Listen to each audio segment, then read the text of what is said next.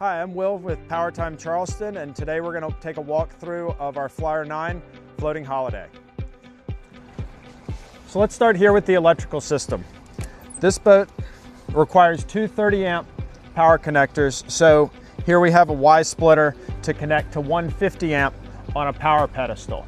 If you're ever going anywhere with this boat and need to make a slip reservation, you'll want to let them know that you're going to need a 50-amp power, and you're going to want to take this entire shore power setup with you when you go.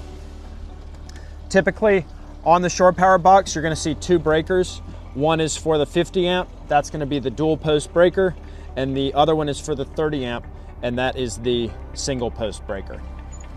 The shore power cords here have lights on them when they're on, and so you can look for the blue light in the little window to see if you're getting power through the shore power.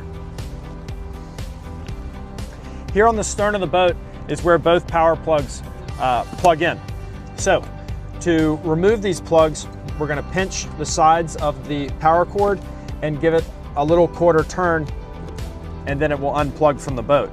It's important when we unplug these that we want to take this cap and secure that back down so that no water can get in and corrode the plugs.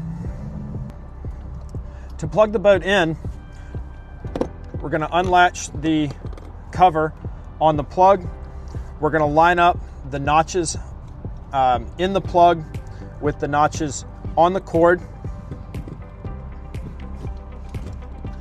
Plug it into the boat and give it a little turn to lock it in. Now it won't come out of the boat, and it'll supply power to the battery charger and the air conditioner. The reason this boat has two plugs is one is your primary power for your battery charger that powers electronics on this boat, like your microwave and the refrigerators. And then there's a separate power cord for the air conditioning. So you'll need both plugged in to get full power to the boat.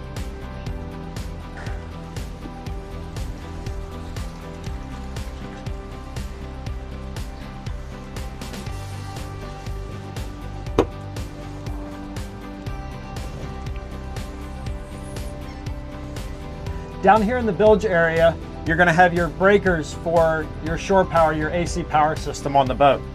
You've got two main breakers that go to each plug, and then the main breakers go to a distribution panel for the other systems on the boat. So if we're tracing power all the way to why something isn't working, we're going to look at the pedestal first, then we're going to verify the connectors on the back of the boat, then we can verify these breakers are all on. Then we can go and verify the power at the device like the refrigerator. Down here in the cabin, we have all of our battery switches. Here we have our battery switches for our engines, and then one for our house battery.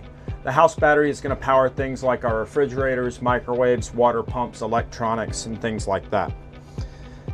The black switch is a global negative on this boat. If you disconnect this by pulling it out and turning it 90 degrees, then it's going to cut all the power on the boat. So we want to leave these on at all times, but know that your battery and your house are isolated. So if you leave the refrigerators on too long or the radio on too long, you can't deplete all the power on the boat and not be able to start the boat again. Once you've started the boat, the engines will provide a charge to the battery and will charge your house battery back up. This key is an emergency switch to combine the house and the engine batteries. We don't want to have this plugged in because that would allow both of those battery banks to act as one. But if there was ever a case where we couldn't start the engines because the engine batteries were dead and the house batteries were not, we can plug this in to this spot right here and turn it on, and that would give us the ability to start the engines using the house battery bank.